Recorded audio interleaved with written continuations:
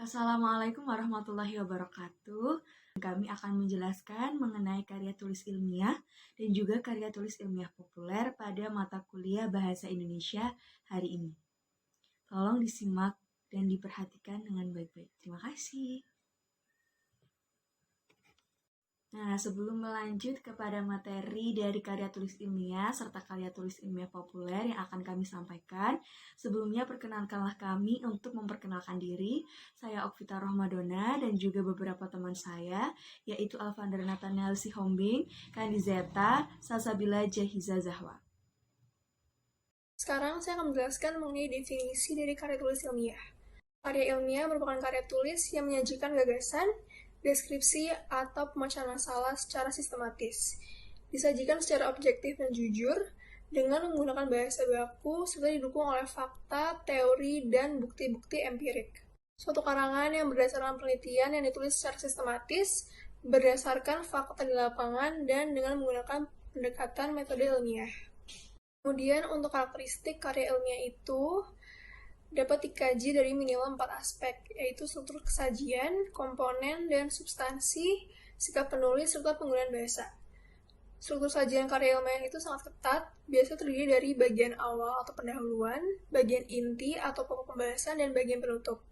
Bagian awal ini merupakan pengantar ke bagian inti, sedangkan inti merupakan sajian gagasan pokok yang ingin disampaikan yang dapat terdiri dari beberapa bab atau subtopik.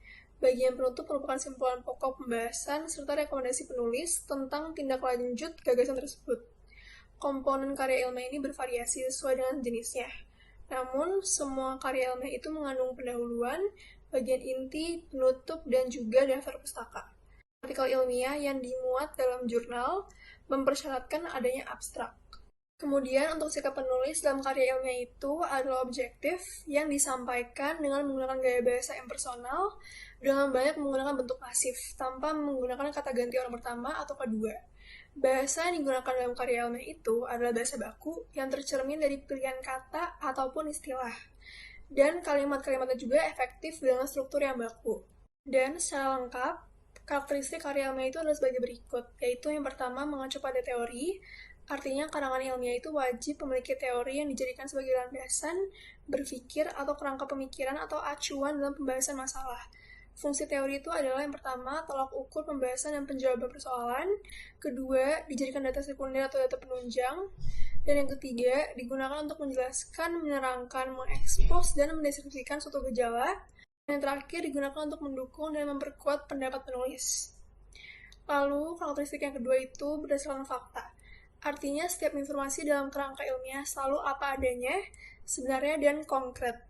Lalu yang ketiga ada logis. Artinya, setiap keterangan dalam kerangka ilmiah itu selalu dapat ditelusuri, diselidiki, dan diusut alasan-alasannya rasional dan dapat diterima akal. Yang keempat ada objektif. Artinya dalam kerangka ilmiah itu semua keterangan yang diungkapkan tidak pernah subjektif, senantiasa faktual dan apa adanya, tidak diintervensi oleh kepentingan baik pribadi maupun golongan. Kelima, ada sistematis. Baik penulisan, penyajian, maupun pembahasannya pun disajikan secara rutin, teratur, kronologis, sesuai dengan prosedur dan sistem yang berlaku, terurut dan tertib. Yang keenam yaitu sah atau valid. Artinya, baik bentuk maupun isi karangan ilmiah sudah sah dan benar-benar menurut aturan ilmiah yang berlaku. Lalu yang ketujuh, jelas. Artinya B. Ragam karya tulis ilmiah. Menurut Saputra dan Budianto 2022, karya tulis ilmiah dapat terbagi menjadi 5 ragam, yaitu yang pertama, esai.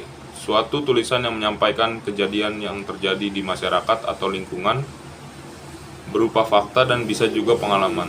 Selain itu juga berisi pendapat atau pandangan pribadi penulis tentang hal yang sedang dibicarakan, sehingga bisa berisi argumen dari penulis tersebut. Dengan kata lain, esai kemudian bersifat argumentasi dan subjektif. Yang kedua, artikel. Dalam segi jurnalistik, artikel merupakan karya ilmiah yang memuat pendapat subjektif penulisnya mengenai sebuah peristiwa ataupun masalah tertentu. Sedangkan apabila dipandang dari sudut pandang ilmiah, artikel dapat diartikan sebagai karya tulis yang sengaja dirancang untuk dimuat dalam jurnal ataupun kumpulan artikel yang dibuat dengan memperhatikan kaidah penulisan ilmiah dan mengikuti pedoman ilmiah yang berlaku. Yang ketiga, makalah merupakan karya ilmiah yang menyajikan sebuah masalah yang penyelesaiannya mengandalkan berbagai macam data yang ada di lapangan. Karya ilmiah ini bersifat empiris serta objektif. Yang keempat, proposal penelitian. Salah satu karya ilmiah yang memiliki tujuan untuk dapat mengusulkan sebuah capaian penelitian, baik itu dalam bidang sains maupun untuk kepentingan akademisi, serta berharap supaya sponsor mendanai kegiatan penelitian itu. Yang kelima, laporan penelitian. Hasil akhir dari proses panjang maupun pendek dari suatu penelitian dengan beragam tahapan penelitian tertentu yang merupakan deskripsi sementara ataupun terakhir yang disusun secara sistematis, objektif, ilmiah, dan dilaksanakan tepat pada waktunya. Sistematika karya tulis ilmiah. Yang pertama, halaman judul, berupa halaman atau lembaran yang berisikan judul karya ilmiah. Halaman ini tertuang beberapa hal, yakni judul, logo sekolah atau instansi atau organisasi, nama penyusun, serta nama sekolah atau instansi atau organisasi, dan tahun penulisan. Yang kedua, abstrak, merupakan penyajian singkat mengenai isi tulisan. Abstrak berfungsi memberikan informasi kepada pembaca perihal hasil penelitian yang telah dibuat. Nugraha 2014. Yang ketiga, pendahuluan, memuat uraian tentang latar belakang, perumusan masalah, tujuan, dan manfaat dari penelitian yang dihasilkan. Yang keempat, kerangka teori, terdiri atas tinjauan pustaka, penelitian terdahulu, kerangka berpikir, dan hipotesis. Yang kelima, metode penelitian. Secara umum, pola paparan yang digunakan dalam menjelaskan bagian metode penelitian ini adalah dua kecenderungan, yakni penelitian kuantitatif dan penelitian kualitatif. Yang keenam, pembahasan penelitian. Hasil penelitian dibandingkan dengan teori-teori yang tertuang pada tinjauan pustaka untuk mengetahui persamaan dan perbedaannya. Jika terdapat persamaan antara keduanya, hasil penelitian tersebut memperkokoh teori sebelumnya. Jika hasil penelitian berbeda dengan teori sebelumnya, hal itu menjadi temuan baru yang memperkaya substansi ilmu pengetahuan. Yang keenam, penutup, merupakan bagian yang menjelaskan secara kesimpulan dan saran secara singkat dari pembahasan yang telah dijabarkan pada bab bagian isi. Yang ketujuh, daftar pustaka, kumpulan daftar yang di dalamnya berisi berbagai judul artikel, buku, serta bahan-bahan untuk penerbitan yang mempunyai ikatan atau hubungan dengan karangan baik secara keseluruhan maupun sebagian. Goris Craft 1997. Yang ke-8, lampiran. Salah satu komponen penting guna dalam memberikan informasi spesifik kepada pembaca, lampiran merupakan berkas-berkas pendukung suatu karya tulis itu sendiri. Selanjutnya saya akan menjelaskan mengenai definisi dari karya tulis ilmiah populer. Karya tulis ilmiah populer merupakan karya tulis yang berpegang pada standar ilmiah, tetapi ditulis dengan menggunakan bahasa yang umum atau populer yang mudah dipahami oleh masyarakat secara luas. Layout yang digunakan pun menarik sehingga masyarakat lebih tertarik untuk membaca karya tulis ilmiah populer. Karya tulis ilmiah populer biasanya ditulis dengan menyadur, mengutip, dan juga meramu informasi dari berbagai sumber atau berbagai tulisan orang lain daripada menulis murni gagasan, pendapat, dan pernyataan sendiri. Hal tersebut berarti bahwa karya tulis ilmiah populer itu lebih cocok disebut sebagai tulisan daripada disebut sebagai sebuah karangan. Walaupun menggunakan bahasa yang sederhana dan populer serta mudah dipahami oleh masyarakat secara luas, tetapi dalam penulisan karya tulis ilmiah populer tetap menggambarkan pertanggungjawaban penulisannya secara ilmiah dengan pencantuman sumber rujukan. Selanjutnya adalah karakteristik dari karya tulis ilmiah populer. Yang pertama adalah judul karangan harus informatif dan mudah ditangkap, agar pembaca mudah menggambarkan atau terbayang dengan apa yang disampaikan pada karya tulis ilmiah populer. Untuk yang kedua adalah menyajikan data-data yang mendalam dan objektif dengan pembahasan yang deskriptif atau argumentatif dan juga referensial.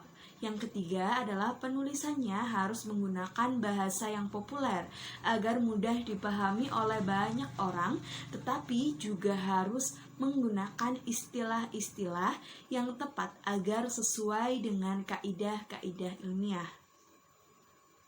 Karakteristik ilmiah populer selanjutnya adalah karakteristik dari ilmiah populer nomor 4, yaitu penyajian faktanya harus disertai dengan penulis yang sudah mengungkapkan penemuan atau penelitian dalam sebuah buku atau karya ilmiah. Untuk selanjutnya adalah karakteristik nomor 5 pada bagian penjelasan atau pembahasan menggunakan metode penjelasan tidak langsung, terutama yang berkaitan dengan pengetahuan alam. Dan yang terakhir atau nomor 6 dalam karakteristik karya tulis ilmiah populer adalah tidak memancing pernyataan-pernyataan yang bernada meragukan. Selanjutnya, saya akan menjelaskan tentang ragam karya tulis ilmiah populer. Pertama, yaitu artikel. Artikel yaitu suatu karya tulis ilmiah populer yang berisi tentang ilmu pengetahuan yang memaparkan berbagai fakta-fakta, tapi dalam penulisannya tetap menggunakan bahasa yang ringan dan mudah dipahami. Yang kedua, yaitu opini. Opini merupakan salah satu karya tulis ilmiah populer yang berisi tentang pendapat, ide, dan pemikiran penulis mengenai suatu topik. Argumennya pun menggunakan data yang jelas. Yang ketiga yaitu esai. Esai yaitu kerangka yang berisi mengenai suatu topik yang ditulis berdasarkan sudut pandang, opini, pribadi penulis yang dituangkan ke dalam bentuk tulisan atau karangan. Yang keempat yaitu tajuk rencana. Selanjutnya, sistematika penulisan karya tulis ilmiah populer. Yang pertama yaitu judul.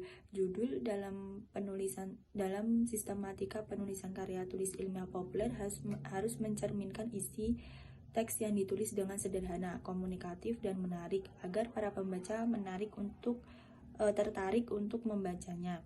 Yang kedua yaitu nama penulis. Ketiga, pendahuluan. Pendahuluan berisi mengenai topik yang akan dibahas dengan menerangkan pokok dari permasalahan. Yang keempat yaitu penghubung pendahuluan dengan isi tulisan berupa identifikasi masalah.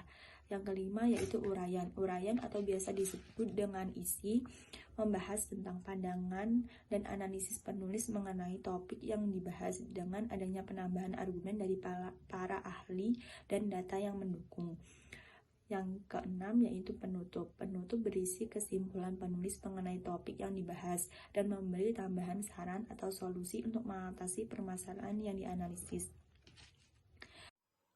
Mungkin cukup sekian yang dapat kami sampaikan, dan kami ingin berterima kasih kepada semua yang sudah memperhatikan presentasi kami mengenai materi karya tulis ilmiah serta karya tulis ilmiah populer pada mata kuliah Bahasa Indonesia hari ini. Semoga materi yang kami sampaikan dapat dipahami dengan baik serta dapat bermanfaat baik bagi semuanya serta bagi kami sendiri. Bila ada salah kata maupun perucapan yang tidak berkenan dalam hati semuanya, kami memohon maaf yang sebesar-besarnya dan kami akhiri. Wassalamualaikum warahmatullahi wabarakatuh.